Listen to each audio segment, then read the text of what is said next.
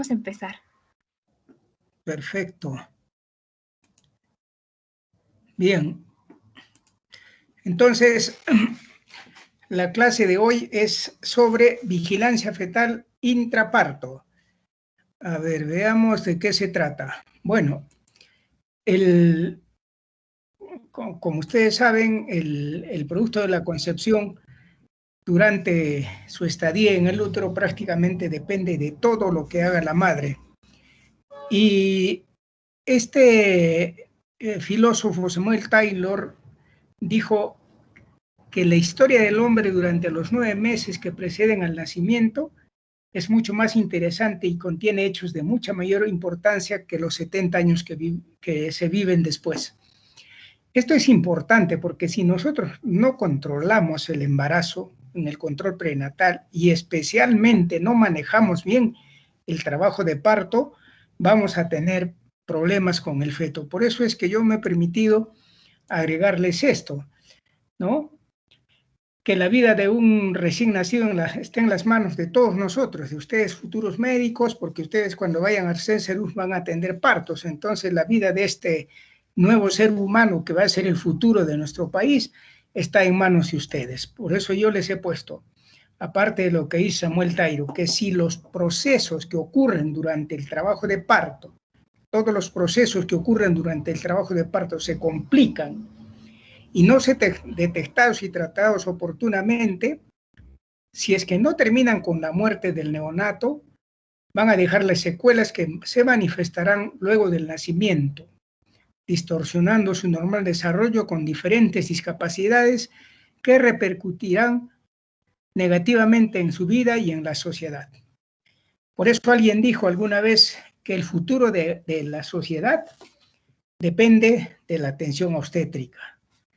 Si no atendemos bien los partos, no hacemos un buen control prenatal y especialmente no atendemos bien el parto, es probable que tengamos muchas secuelas, tanto para la vida del neonato, para la vida de la familia y para la sociedad en general, ¿no?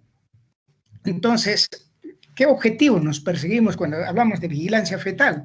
En primer lugar, vigilar el estado de oxigenación fetal. En realidad, durante el trabajo de parto, el feto depende casi 100% del oxígeno que le llega a su cerebro y a los órganos nobles, ¿no? Por eso que el objetivo de la vigilancia fetal durante el parto prácticamente es vigilar el estado de oxigenación fetal. El otro objetivo es detectar precozmente la hipoxia. Bueno, si estamos valorando la oxigenación fetal, debemos valorar precozmente cuando el feto está recibiendo menor cantidad de oxígeno, ¿no? Y si esto es así, tenemos que también, el otro objetivo es que debemos saber instaurar medidas correctivas oportunas, precoces, para evitar lo que hemos visto anteriormente, ¿no?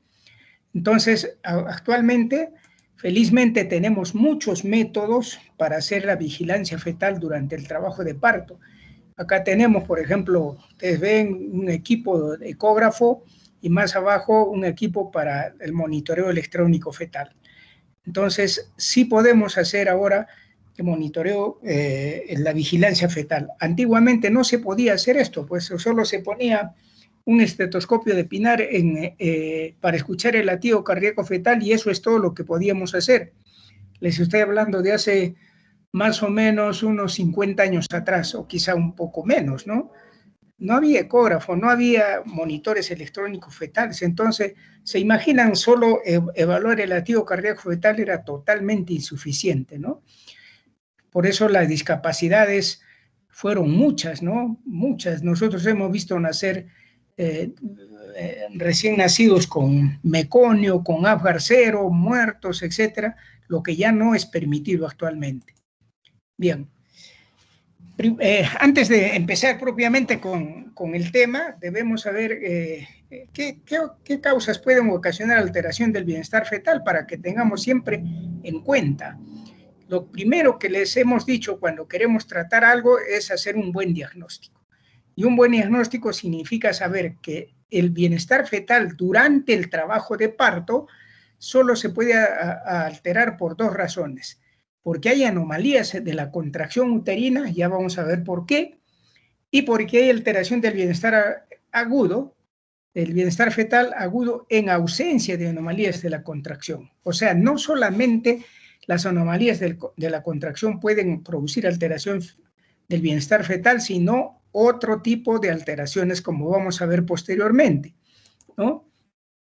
Respecto a las anomalías de la contracción uterina, todas las hiperestesias significan aumento de la intensidad, de la frecuencia y del tono, ¿no? Que traducen la resistencia del útero frente a un obstáculo y se observan a menudo cuando hay una desproporción fetopelviana. ¿Qué quiere decir esto? Que las contracciones uterinas generalmente se alteran cuando hay un obstáculo, cuando no hacemos un buen diagnóstico, cuando no nos acordamos de la estática fetal y no podemos hacer el pronóstico de parto, nos equivocamos. Entonces el útero comienza a luchar por vencer el obstáculo, ¿no? Y ahí se producen estas alteraciones de la contracción.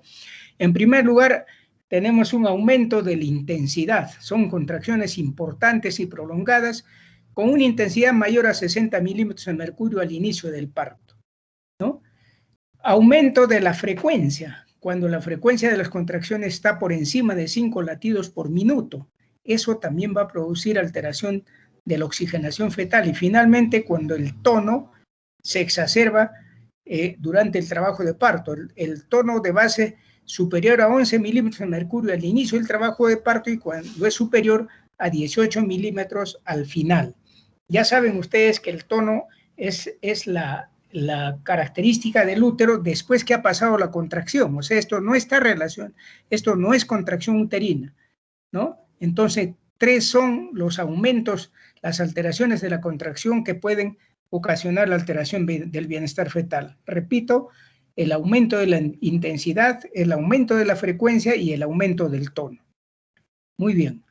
Entonces, ahora veamos las alteraciones del bienestar fetal agudo en ausencia de anomalías de la contracción.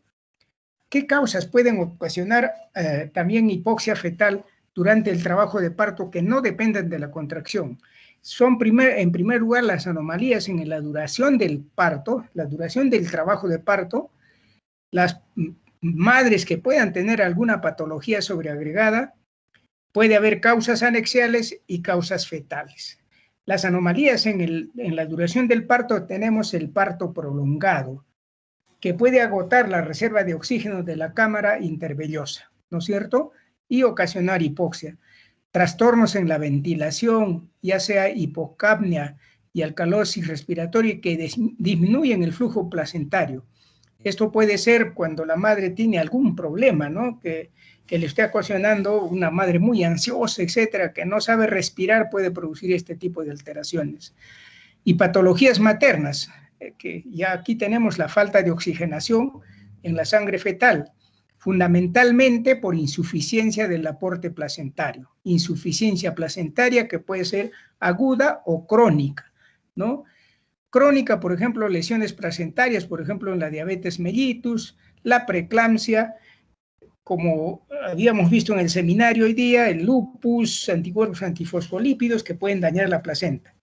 Y aguda, o sea, patologías maternas agudas, por ejemplo, el efecto Poseiro, ya saben qué es el efecto Poseiro, o sea, como generalmente atendemos a la madre en posición de litotomía, o sea, en decúbito dorsal, el peso del útero y del feto, el peso del útero con todo su contenido presiona la aorta y la cava inferior, lo cual hace que llegue menos sangre al espacio intervelloso, o sea, el flujo útero placentario disminuye y eso puede ocasionar hipoxia. Ese es el efecto Poseiro.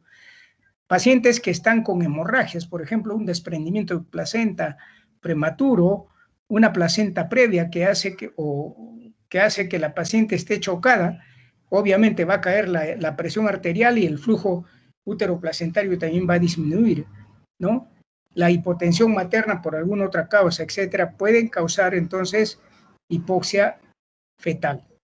Y causas anexiales, acá tenemos, por ejemplo, las del cordón umbilical, accidentes de posición, protrusión de cordón, circulares de cordón apretadas al cuello fetal, ¿no? Y las causas fetales, tenemos fetos macrosómicos, prematuros, postérmino, fetos con anemia crónica, fetos que tienen alguna infección, fetos que se han infectado por coriamnionitis, ¿no? Entonces, como ven, no solo las contracciones pueden producir hipoxia fetal durante el trabajo de parto, sino estas anomalías que estamos viendo que no dependen de las contracciones. Entonces, ahora sí entramos, ¿qué métodos tenemos para evaluar el bienestar fetal durante el trabajo de parto? En realidad, como ustedes ven, en el preparto se puede hacer tococardiografía, perfil biofísico, ultrasonido Doppler y muchos otros más, ¿no? Pero en el intraparto, que es lo que nos corresponde hablar ahora, tenemos fundamentalmente el monitoreo electrónico fetal, que puede ser continuo o puede ser intermitente, la oximetría de pulso fetal, que casi no la hacemos, el pH sanguíneo del cuero cabelludo fetal y la evaluación del meconio, que lo hacemos con amnioscopía, ¿no? Y en el posparto, bueno, ya es otro cuento. Lo que nos interesa a nosotros es evaluar el bienestar fetal intraparto. Bien. ¿Qué condiciones se requieren para que haya una buena oxigenación fetal durante el trabajo de parto? En primer lugar, como ustedes ven, tienen que interactuar varias cosas. En primer lugar, tenemos que debe haber una parte de sangre al útero en cantidad y en calidad suficientes, o sea que en cantidad y concentración de oxígeno adecuado. Debe haber un correcto aporte de la sangre al espacio intervelloso, o sea, no solo debe llevar la sangre al útero, sino que debe llegar al espacio intervelloso en buena cantidad. En el espacio intervelloso debe haber un intercambio normal a nivel de las membranas placentarias y del feto, y finalmente tiene que existir una capacidad del feto para transportar el oxígeno mediante la sangre en cantidad y calidad suficiente. Estos son los mecanismos que hacen que haya un intercambio entre el feto y la madre, ¿no? Adecuado. Muy bien, tenemos que tener en cuenta todo eso para evaluar el bienestar fetal. Entonces, ¿cuál es la ruta del estado de oxigenación fetal durante el parto? En primer lugar, la oxigenación fetal puede ser normal y entonces nosotros vamos a tener un recién nacido sano, ¿no? Un recién nacido sano que nace y va al contacto piel a piel. Pero si hay una hipoxia severa y las hipoxias leves se remiten y se recuperan rápidamente los fetos, pero si tenemos una hipoxia severa, persistente, entonces vamos a tener un feto con acidosis metabólica y la acidosis metabólica ya involucra daño tisular, o sea, ya tenemos una asfixia, no solo del órgano general, sino de las células, ¿no? Si la acidosis metabólica es muy grave, generalmente van a terminar con el daño fetal, o sea, con una muerte del feto o del recién nacido. Pero si el feto, a pesar de ser grave, logra sobrevivir, entonces vamos a tener un feto con lesiones por asfixia o recién nacido, con un sistema nervioso central que está dañado, un daño neurológico permanente, ¿no? Entonces, este daño se va a traducir en una disfunción multiorgánica en el periodo neonatal, disfunción multiorgánica múltiple, que básicamente ahí tenemos un recién nacido que está en unidad de cuidados intensivos con sondas por todo lado, y básicamente esta disfunción multiorgánica involucra distrés respiratorio, hipertensión pulmonar, fallo renal, disfunción intestinal, etcétera, y si el feto logra recuperarse, porque ahora con el manejo de la unidad de cuidados intensivos neonatales a veces se logra superar este problema, pero finalmente el resultado es pésimo, porque debemos tener un feto con daño cerebral, ¿no? Con malformaciones, con alteración de los movimientos de tipo espástica, que puede tener convulsiones Y aunque el retardo mental lo ponemos interrogación porque no, el retardo mental no siempre, casi no siempre es consecuencia de una hipoxia fetal severa. Entonces, como ustedes ven, si no manejamos adecuadamente el bienestar fetal durante el trabajo de parto, vamos a tener esta desgracia, ¿no? Una parálisis cerebral fetal con todo lo que eso significa. Eso ya no debiera presentarse en este tiempo, ¿no? ¿Cuáles son las bases fisiológicas de la monitorización fetal? Hablar de monitorización fetal, monitorización electrónica fetal, significa prácticamente evaluar o monitorizar el oxígeno que existe en el cerebro fetal. Ya hemos dicho que básicamente durante el trabajo de parto, el feto depende, el bienestar fetal depende de la cantidad de oxígeno que le esté llegando. Entonces, ¿cómo le llega el oxígeno al feto? A través de la placenta, que viene a ser como el pulmón fetal. El pulmón fetal que depende, la placenta va a depender de la contracción uterina, o en otras palabras, la contracción uterina va a influir en el pasaje de sangre hacia la placenta, del útero hacia la placenta. La perfusión uterina, o sea, cuánto de sangre le llega al útero. Y eso vamos a ver en las pacientes que están haciendo hipotensión. Y que tenga el feto un cordón umbilical adecuado, porque viene a ser como la tráquea, ¿no? Que puede comprimirse y también evitar la llegada del oxígeno al cerebro, ¿no?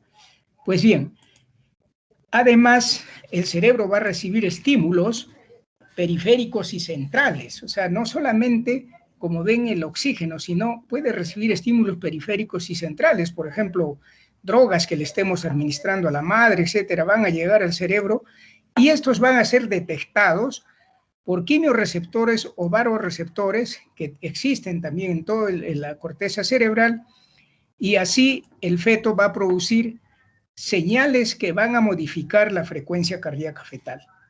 Entonces, como ustedes ven, estos quimioreceptores y varoreceptores van a recepcionar todas estos estímulos que vienen del exterior y van a modificar la frecuencia cardíaca fetal, ¿no? Que para mantener una perfusión óptima en el cerebro, sin dañar otros órganos. Ese es el objetivo del feto. Pero también debemos saber que la frecuencia cardíaca fetal, así modificada por el cerebro, no siempre depende de la oxigenación fetal, es decir, no es específica. Yo haría mal en decirles que las alteraciones de la frecuencia cardíaca fetal solo dependen de la hipoxia. No, estamos viendo que hay estímulos periféricos como drogas, etcétera, que también pueden modificar la frecuencia cardíaca fetal. Entonces, la frecuencia la cardíaca fetal nos puede aclarar el mecanismo de la producción de la oxigenación fetal.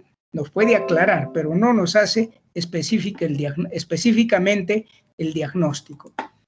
Bien, veamos ahora cómo es que las contracciones uterinas alteran la oxigenación fetal. Primero veamos un útero en reposo. ¿Qué pasa cuando el útero está en reposo?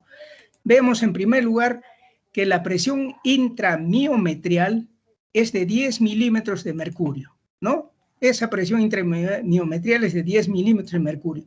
En cambio, en las arterias espirales, las que llegan al espacio intervelloso, la presión intraarterial media es de 85 milímetros de mercurio. ¿Cuál es el resultado de esto? Que la sangre puede fluir por las arterias espirales y llegar al espacio intervelloso y producir una circulación normal. Eso es cuando el útero está en reposo. Ahora veamos cuando el útero está en contracción. ¿Qué pasa cuando el útero está en contracción? En primer lugar, la presión intramiometrial va a aumentar. De ser de 10 milímetros va a llegar a 120 milímetros de mercurio. La presión en las arterias espirales se va a mantener en 90, 100 milímetros de mercurio, como 85 milímetros de mercurio, como habíamos visto anterior.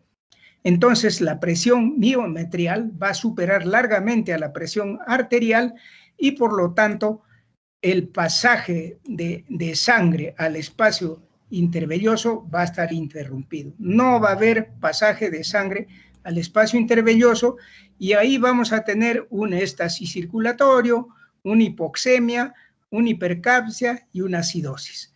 La presión del líquido amniótico tenía aumentado de ser 10 milímetros de mercurio, ha aumentado a 80 milímetros de mercurio. Es decir, durante la contracción prácticamente cesa el pasaje de sangre al espacio intervelloso y por lo tanto se va a presentar hipoxia. Esto es lo que ocurre en una contracción. Obviamente, cuando el feto es normal, no hay ningún problema, es capaz, resiste este cese temporal de oxígeno y no le pasa nada, ¿no? Pero si ya tenemos otro tipo de problemas, ahí se nos complican las cosas, ¿no? Entonces, nos vamos a dedicar en esta clase más a revisar lo que es la monitorización electrónica fetal, porque es la más frecuente, ¿ya? Es el método más frecuente, porque no tenemos, nosotros muy pocas veces hacemos pH de sanguíneo de cuero cabelludo fetal, oximetría de pulso tampoco tenemos, entonces nos dedicamos prácticamente a la monitorización electrónica fetal.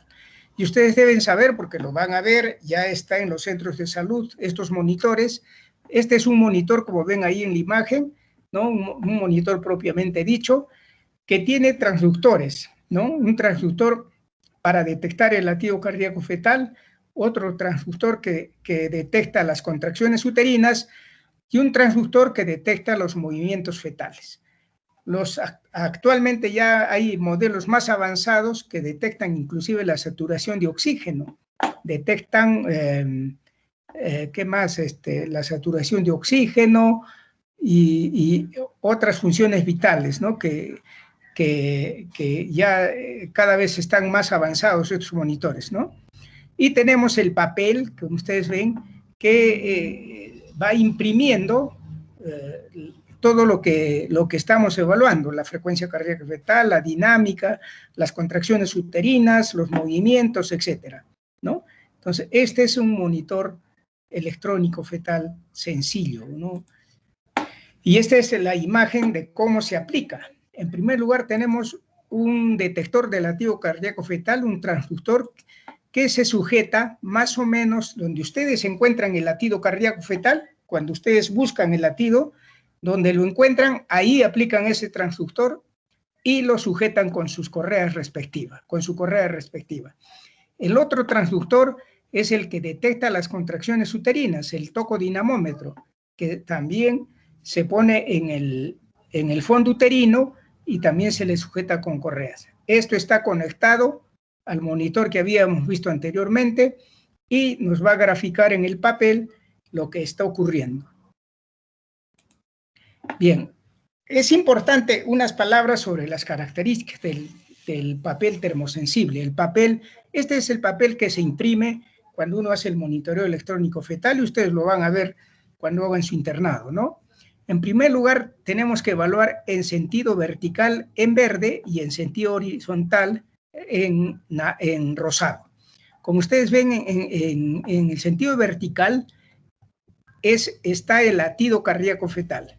Cada cuadradito es 10 latidos, ¿no? Y en sentido horizontal es el tiempo. Un monitoreo electrónico fetal mínimo debe durar 20 minutos o 10 minutos. En Williams, en su libro actual, dice que mínimo debe ser siquiera 2 minutos, ¿no? Ideal es 20 minutos. Entonces, si tenemos hacia arriba, en la flecha en verde, en el sentido vertical, están los latidos cardíacos fetales y hemos visto que cada cuadradito son 10 latidos. En el sentido horizontal, cada 2 cuadraditos es 1 minuto, ¿no? Y así, por eso, cuando hacemos el monitoreo, nosotros decimos 160 latidos por minuto, 120 latidos por minuto, etcétera, etcétera, ¿no? Y también nos grafica, el otro aspecto que nos grafica es, ahí tenemos la frecuencia cardíaca fetal, también nos grafica los movimientos fetales, ¿no? Los movimientos fetales, como ustedes ven, esas flechitas que están hacia arriba, son los movimientos fetales que nos grafica en el papel. Y finalmente también las contracciones uterinas, ¿no? Que generalmente es en milímetros de mercurio. Y todo también relacionado con el tiempo. Entonces, este es el papel termosensible que ustedes lo van a ver cuando hagan su internado. Quizás ahora no lo entiendan bien, pero ya en la práctica viendo pacientes es otra cosa, ¿no? Bien, entonces, ¿qué más tenemos? Bueno, acá está un poquito más claro, como ustedes ven en sentido vertical, está de 120, 140, 160 son los latidos, y en sentido horizontal el tiempo, ¿no? Las contracciones uterinas, los movimientos que están en flechas pequeñitas y las contracciones uterinas en la parte inferior. Entonces, este es el papel que ustedes van a ver. Bien.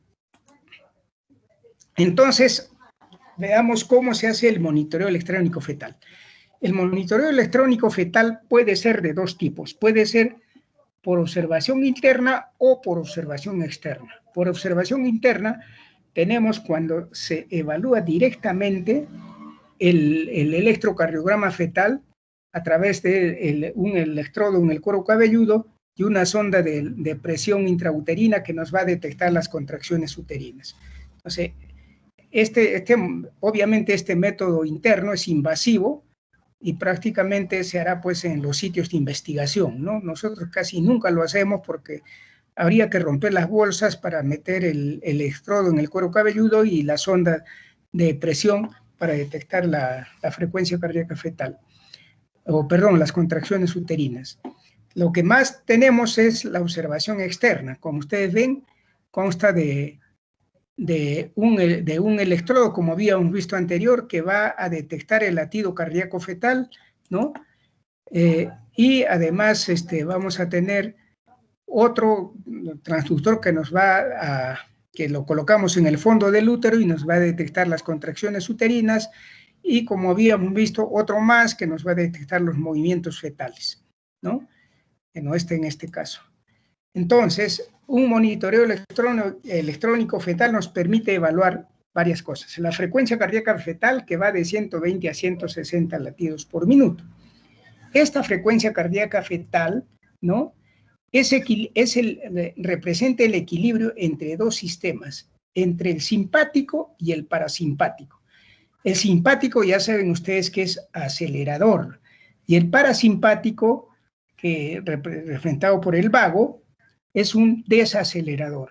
El equilibrio entre ambos nos da la frecuencia cardíaca fetal. Estos dos marcapasos se encuentran en las células cerebrales, ¿no? Además, esta frecuencia cardíaca fetal es modulada por quimiorreceptores, ¿no?, arteriales que detectan la hipoxia e hipercapnia y modulan la frecuencia cardíaca fetal.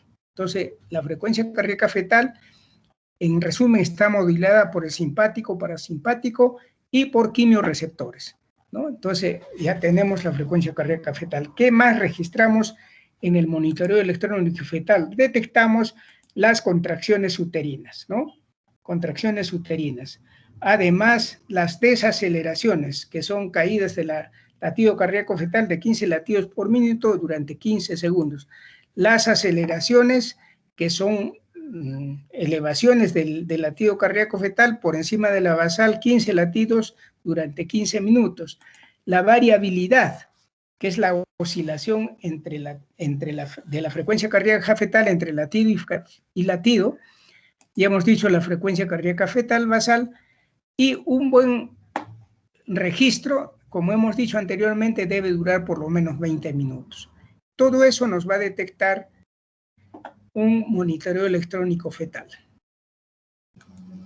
Bien, ahora veamos cuáles son las características de la frecuencia cardíaca fetal basal que nosotros vamos a estudiar en el monitoreo electrónico fetal. La frecuencia cardíaca fetal basal hemos dicho que va de 120 a 160 latidos por minuto y que está modulada por el simpático, el parasimpático y por quimiorreceptores, ¿no? Entonces, esta, como vemos, pues es un reflejo fundamentalmente de la función vagal. Todos los vagolíticos, las drogas que deprimen el vago, van a producir un aumento de la frecuencia cardíaca fetal.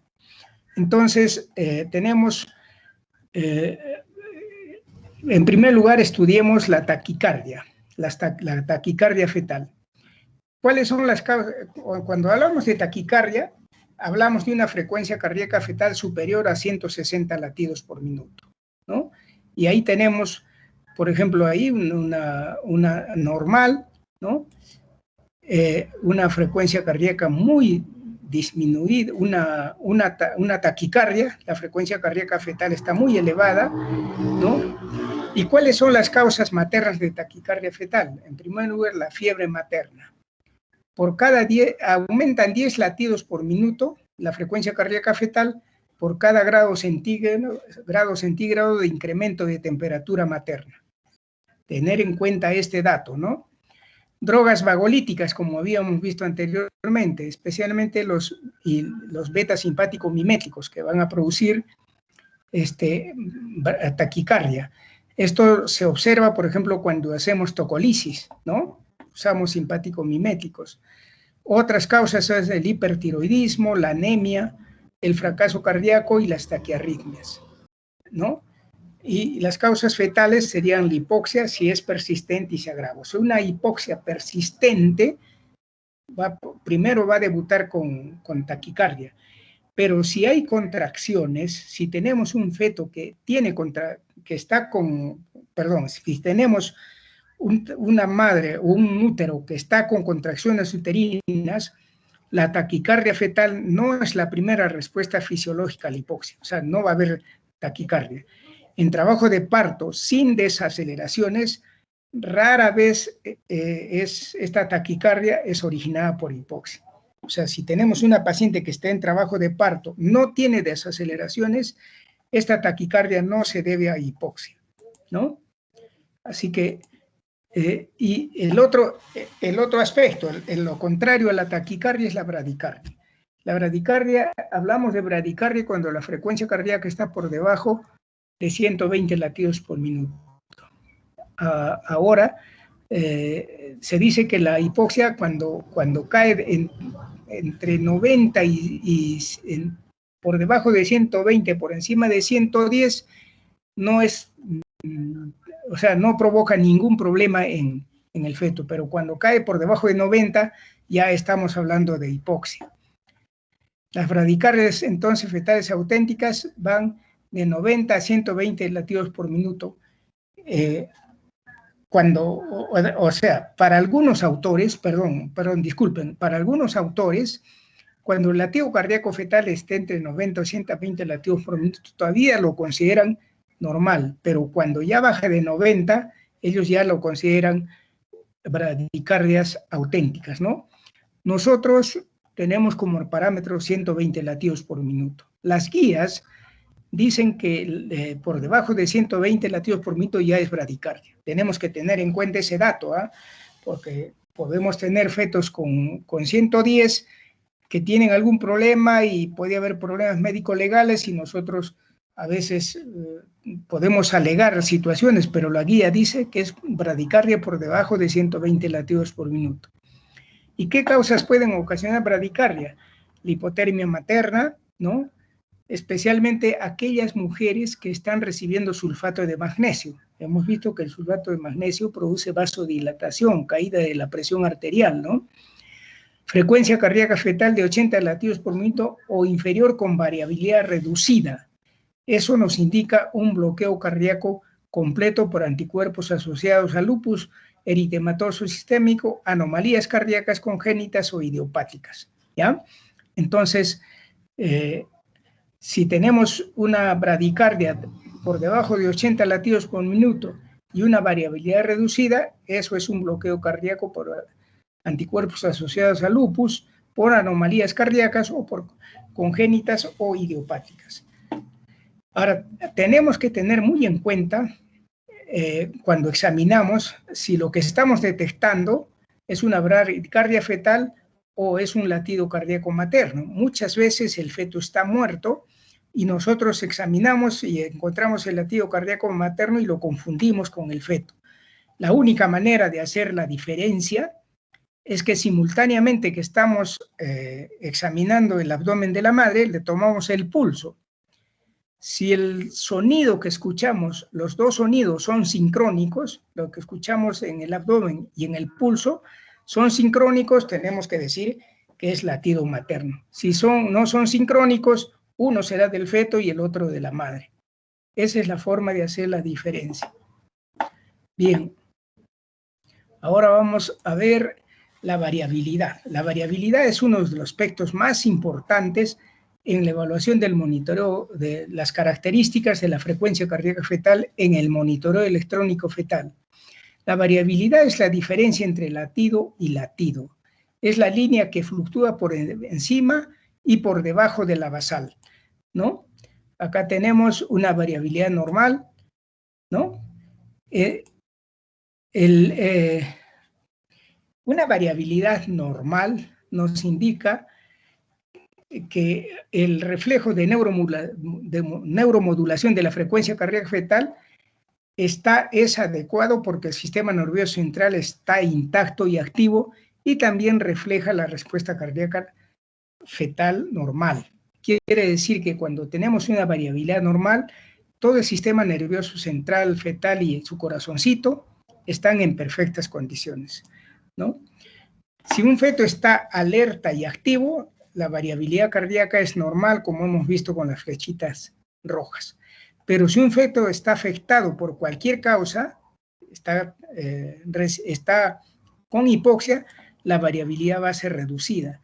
Pero si ya tenemos una hipoxia severa, hay una depresión del sistema nervioso central y la variabilidad ya prácticamente no existe, está muy reducida, ¿no? Entonces, el vago tiene el papel dominante en la regulación de la variabilidad. El vago es el que desacelera, ¿no? El que produce desaceleración de la frecuencia cardíaca fetal. La variabilidad viene a ser uno de los parámetros más útiles para determinar la severidad de la hipoxia, ¿ya? Y es interpretado, si es que lo interpretamos correctamente, ¿no? Entonces, evaluar la variabilidad es importante para ver si realmente el feto está en hipoxia, ¿no? ¿Y cuáles son las causas que pueden alterar la variabilidad? En primer lugar, la depresión debido a hipoxia y acidosis. Es la primera causa. Anomalías fetales, especialmente del sistema nervioso central. Las infecciones, los tumores del sistema nervioso, el bloqueo cardíaco fetal, taquicardias, prematuridad extrema, lesiones neurológicas previas, etc. Los ciclos de sueño normal, ojo con esto, hay que ver si el bebé está despierto o está dormido, ¿no? Y medicamentos como narcóticos, barbitúricos, tranquilizantes, fenotiacinas, parasimpático-líticos y anestesia general pueden producir alteraciones en la variabilidad. Entonces, ¿cómo determinamos la variabilidad? Vemos que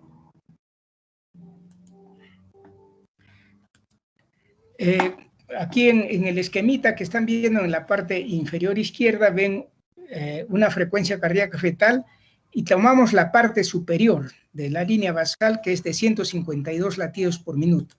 Tomamos de la parte inferior que es de 135 latidos por minuto y tomamos el intermedio, hacemos la resta y nos sale 152 menos 135, nos sale 17 latidos por minuto. Quiere decir que la variabilidad en este trazado es de 17 latidos por minuto.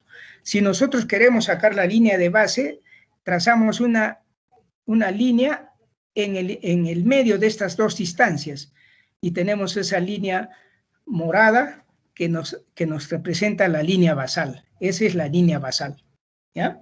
Esa es la forma de que ustedes tienen que determinar la variabilidad y la línea de base cuando interpreten el monitoreo fetal. Bien, entonces ya tenemos eso. Ahora vamos a ver cómo evaluamos las fluctuaciones de la variabilidad. Ya les dije que es un aspecto importantísimo, ¿no? Entonces, si no hay variabilidad, vamos a decir que el rango de amplitud es indetectable. O sea, no hay variabilidad, es una línea recta, ¿no? Es mínimo cuando el rango de amplitud es detectable, pero 5 latidos por minuto o menos, o sea, una variabilidad de 5 latidos por minuto. En el ejemplo habíamos visto una variabilidad de 17 latidos por minuto, ¿no? Es moderado o normal cuando el rango de amplitud va entre 6 y 25 latidos por minuto. O sea, lo que habíamos evaluado anteriormente es normal, ¿no? Y es marcado o saltatorio cuando el rango de amplitud es mayor a 25 latidos por minuto. Es así como debemos interpretar la variabilidad. Aspecto importante en el monitoreo cardíaco fetal. Si nosotros sospechamos que el feto está dormido, entonces hay que estimularlo, ¿no? O lo movemos, le movemos la cabecita o le hacemos estimulación vibroacústica. Ahora, si la madre también está en ayuno prolongado, le podemos aplicar una inyección de dextrosa al 10% por vía endovenosa, recuperamos rápidamente la glucosa y el feto tendrá que moverse. Si no se mueve, pues ya tenemos que interpretar correctamente esa variabilidad. Ahora veamos los cambios periódicos de la frecuencia cardíaca fetal. Las desaceleraciones y las aceleraciones son cambios periódicos, ¿no? Cambios transitorios de la frecuencia cardíaca fetal. En primer lugar, veremos las aceleraciones. Son cambios periódicos de la frecuencia cardíaca fetal por encima de la basal, por encima de la basal. Como ustedes ven, estos cambios periódicos por encima de la basal. Es un aumento de la frecuencia cardíaca de 15 latidos por minuto por encima de la basal con una duración de 15 segundos, como hemos visto en la imagen inferior, ¿no? La flechita azul nos está indicando la duración. Ahora, las aceleraciones en su gran mayoría son respuestas a los movimientos fetales. Claro, si nosotros hacemos ejercicio, nos movemos, nuestro corazón va a acelerar. El feto también se mueve, es su actividad física y por lo tanto la respuesta es una aceleración, ¿no?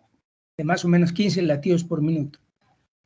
Si no hay aceleraciones, podemos pensar que el bebé está dormido, entonces hay que despertarlo por los métodos que hemos dicho anteriormente. Pero si tenemos ausencia de aceleraciones en un monitoreo electrónico fetal no tranquilizador, probablemente nos revele hipoxia. ¿Qué significa un monitoreo electrónico fetal no tranquilizador? Que la variabilidad está por debajo de 5, ¿no? Que no haya movimientos fetales y por lo tanto que no haya aceleraciones. Tal vez ese sea un monitoreo electrónico fetal no tranquilizador. Bien. Como ustedes ven, los movimientos fetales son los que ocasionan las aceleraciones. Ahora veamos las desaceleraciones. Las desaceleraciones pueden ser de varios tipos, pueden ser precoces, pueden ser tardías, pueden ser variables y pueden ser prolongadas. ¿De qué depende? Del momento de aparición, en qué momento aparecen, su relación con las contracciones uterinas, la duración y la forma. Esas son las características de las desaceleraciones. Momento de aparición, relación con las contracciones uterinas, la duración y la forma. Entonces, los tipos de caídas transitorias de la frecuencia cardíaca fetal tenemos los DIPS tipo 1 o desaceleraciones tempranas, los DIS tipo 2 o desaceleraciones tardías, los DIS tipo 3 umbilicales o desaceleraciones variables y las desaceleraciones prolongadas, ¿no? Respecto a las desaceleraciones tempranas o precoces DIS tipo 1 podemos decir lo siguiente. Tienen un decalaje corto, ¿no? Ese es su decalaje corto, ¿no? Se deben generalmente a la estimulación refleja del vago. Y hemos dicho que cuando estimulamos el vago se produce desaceleración. ¿Y por qué se estimula el vago? Porque hay compresión de la cabeza fetal después de los 5 centímetros de dilatación cuando la cabeza ya está encajada o profundamente encajada, ¿no? Entonces se estimula el vago y se produce esa desaceleración. esta desaceleración viene a ser entonces normal, pues si es por estímulo vagal, no está relacionado con el pH fetal y tampoco con hipoxia, ¿no? Puede estar asociada a oligoamnios. Entonces, la característica es que tiene un decalaje corto, ¿no? Que el nadir de la desaceleración coincide con el lagmé de la contracción, como vemos en la flecha roja. Una vez que pasa la contracción, inmediatamente también la desaceleración vuelve a lo normal, ¿no? Ahora veamos las desaceleraciones tardías o DIP tipo 2. ¿Por qué ocurren? Estas desaceleraciones son definitivamente patológicas y se presentan 30 segundos después del inicio o tras el acmé de la contracción. 30 segundos después del inicio o 30 segundos después del acmé de la contracción. ¿Por qué no son sincrónicas la contracción con la desaceleración? Porque hay un compromiso en la cesión, en el intercambio y en la captación de oxígeno. Antes se decía que los DIPs tipo 2 solo se debían a insuficiencia útero-placentaria, pero no es cierto. Puede haber alteraciones en la cesión, en el intercambio y en la captación del oxígeno. Entonces, ¿qué pasa cuando hay hipoxia? El cerebro, hemos visto ya en los esquemas anteriores, que reacciona y cuando detecta la hipoxia, los quimiorreceptores detectan la hipoxia y inmediatamente dan una respuesta neuronal simpática. ¿Qué significa la respuesta neuronal simpática? Que se produce una vasoconstricción generalizada, ¿no?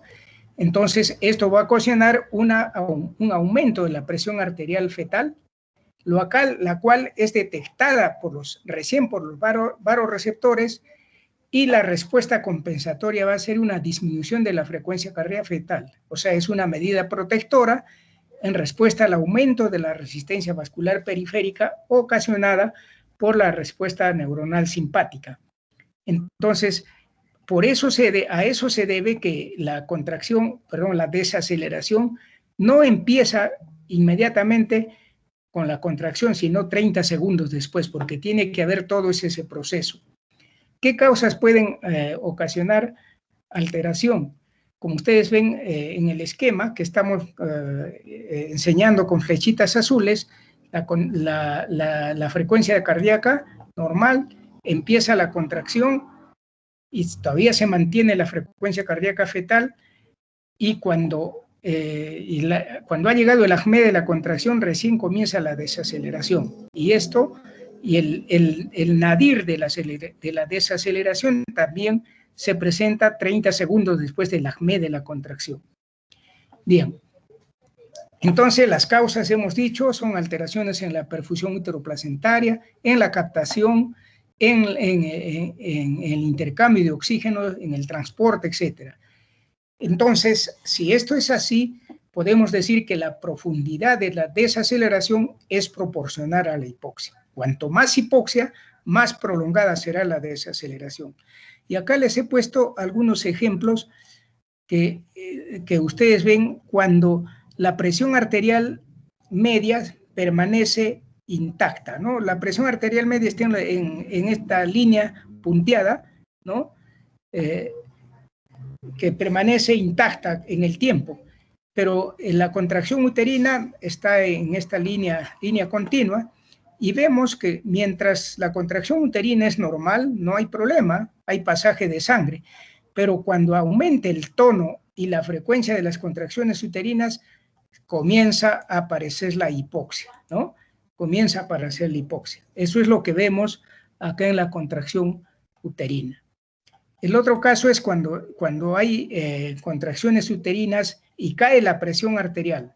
La contracción uterina puede ser normal, pero si cae la presión arterial, con esa contracción uterina normal se va a producir hipoxia. Es lo que ocurre, por ejemplo, en una placenta previa, en un desprendimiento prematuro de placenta, ¿no? Entonces, cuando hay una hemorragia intraparto, el mecanismo de la hipoxia se explica por varias causas: por la caída de la presión arterial, o sea, por disminución del flujo uteroplacentario, por las contracciones uterinas que impiden el pasaje de sangre al espacio intervelloso, Y en ambos casos, como ven, la hipoxia va a ser mucho más grave, ¿no?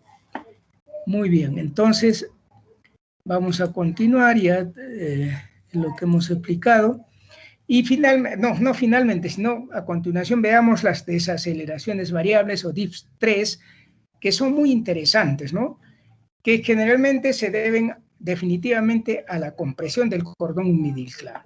Las variables son el tamaño, la forma, la profundidad, la duración y el momento de aparición en relación con la contracción uterina. La profundidad y duración está en relación con la severidad y la duración de la interrupción del flujo sanguíneo del cordón. Ya vamos a ver cómo es eso.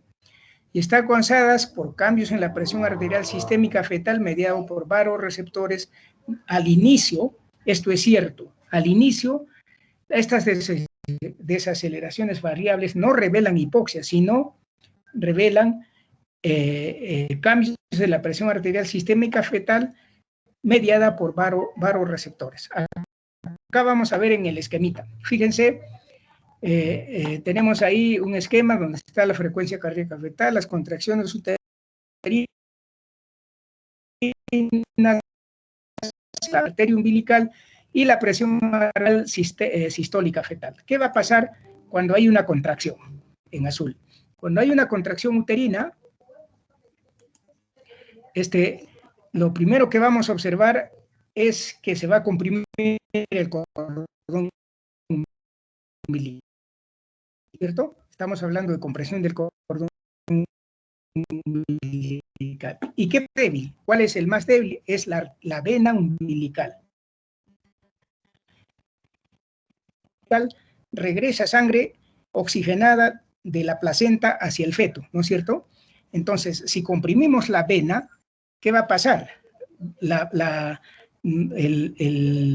retorno sanguíneo va a disminuir y por lo tanto la presión arterial sistólica fetal va a caer. Ahí vemos la caída de la presión sistólica fetal. ¿Cómo se traduce esto? En un mecanismo de compensación que contracción, el dibujo de la desaceleración variable, la vena era acelerada y se inicia la contracción uterina, es compromiso de la vena umbilical. Pues la contracción persiste, entonces al persistir la contracción ya vamos a tener compresión de la arteria umbilical. ¿Qué va a pasar cuando se comprime la arteria umbilical? Las arterias umbilicales sacan sangre del feto hacia la placenta, ¿no es cierto? Entonces, si hay ese éstasis de sangre no sale, la presión arterial sistólica va a comenzar a subir por aumento de la resistencia periférica, ¿no es cierto? Sube la presión arterial sistólica fetal y como compensación se produce la caída de la frecuencia cardíaca fetal, ¿no? Esa caída de la frecuencia cardíaca fetal. Pues bien, la contracción comienza a desaparecer la contracción. ¿Qué va a pasar? ¿Quién se va a liberar primero? Lo primero que se va a liberar es la arteria, ¿no es cierto? Comienza a liberarse la arteria al revés del inicio. Entonces, la frecuencia cardíaca también comienza a recuperarse hasta llegar a lo normal, como vemos. Pero la vena todavía sigue comprimida. Entonces, esa compresión fetal hace que nuevamente caiga la presión sistólica fetal y se manifieste en esa nueva aceleración como mecanismo compensatorio. Entonces, así tenemos explicada las desaceleraciones variables. Con esto queda claro que al inicio las desaceleraciones variables no corresponden a hipoxia, sino más bien a problemas de presión arterial, de la presión sistólica fetal, variaciones de la presión sistólica fetal. Claro, si son persistentes y duraderas, ya vamos a ver que va la gravedad, ¿no? Porque ahí sí se van a presentar hipoxia. Bien, las desaceleraciones variables pueden ser leves, pueden ser moderadas y severas.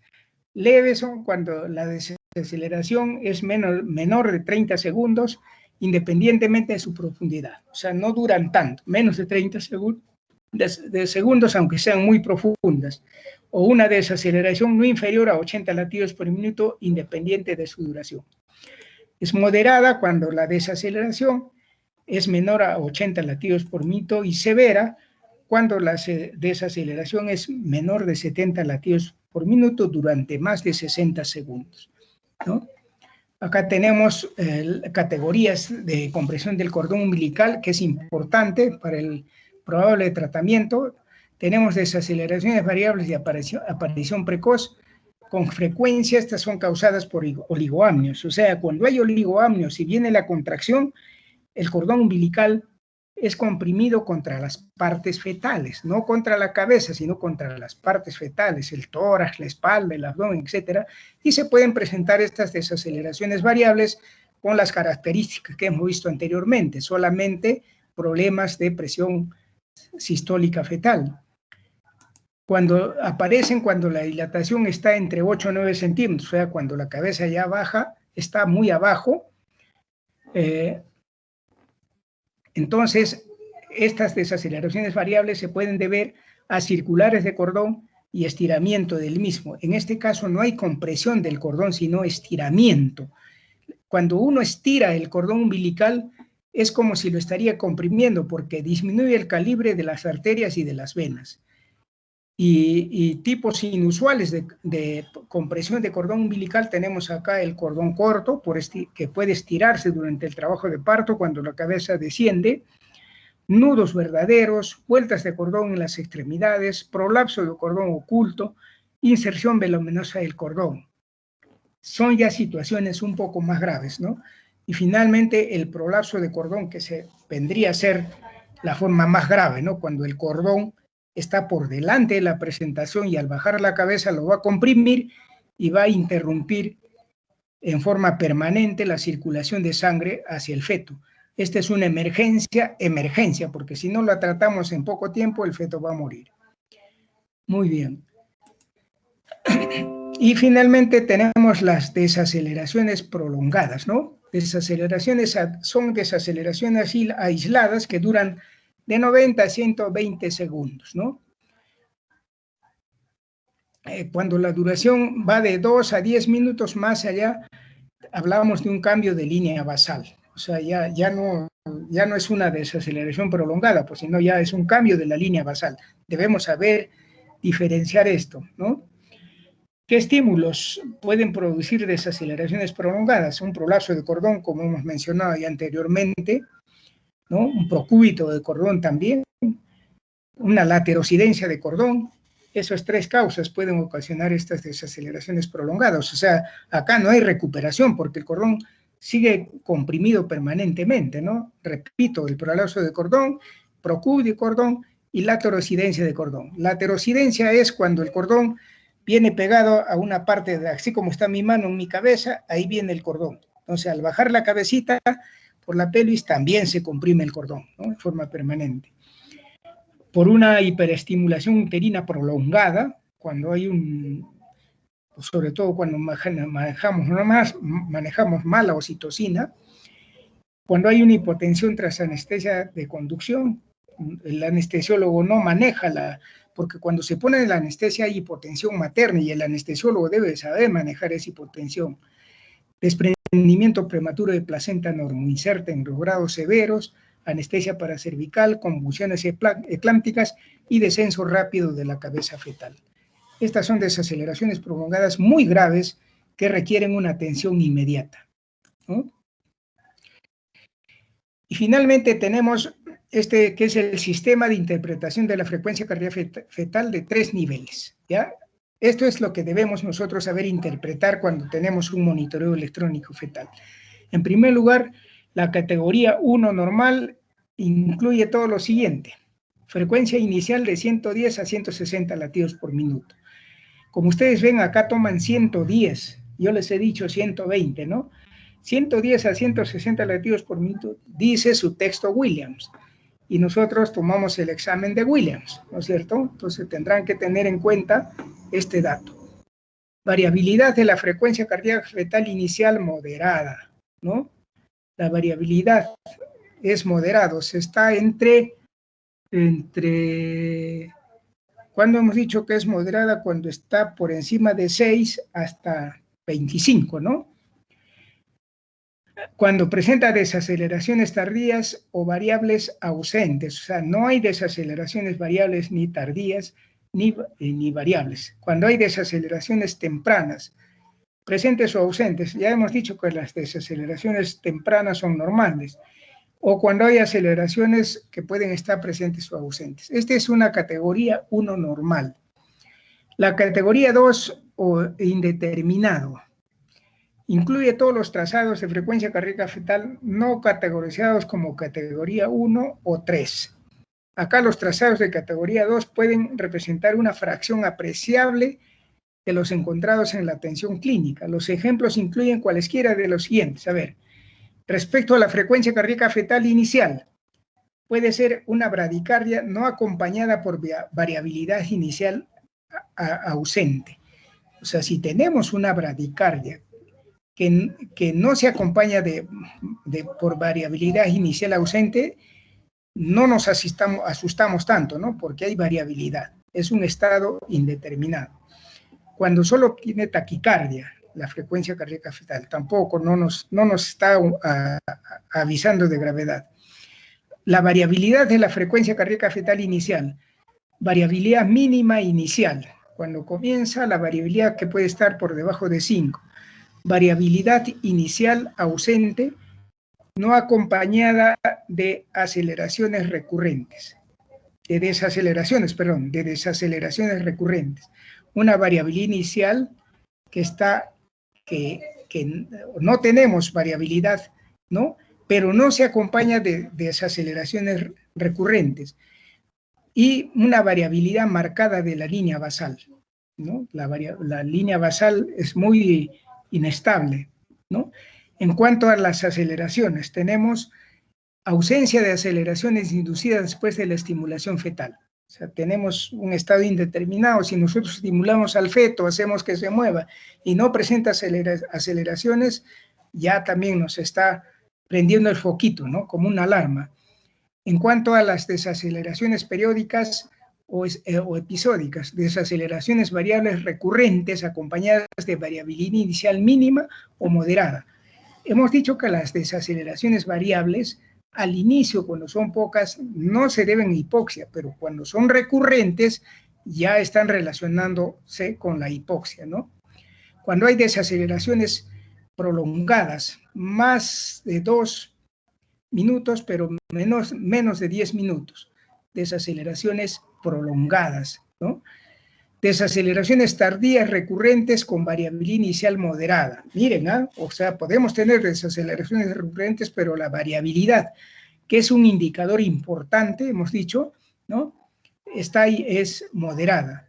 Y desaceleraciones variables con otras características como retorno lento a la línea basal, rebasamientos u hombros, ¿no? O sea, desaceleraciones variables con retorno lento a la línea basal.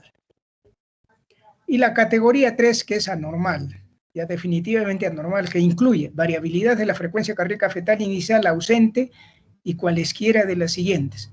O sea, repito, la variabilidad es uno de los aspectos más importantes, ¿no? Por eso, una categoría 3 anormal incluye una variabilidad de la frecuencia cardíaca fetal inicial ausente, o sea, no hay variabilidad, y que se acompaña además de lo siguiente: desaceleraciones tardías recurrentes, desaceleraciones variables recurrentes, bradicardia o un patrón sinusoidal.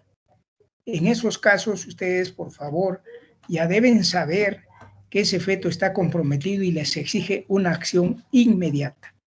Bien, creo que eso es todo y nosotros les agradecemos por su atención. Si tienen alguna pregunta, por favor, pueden hacerla.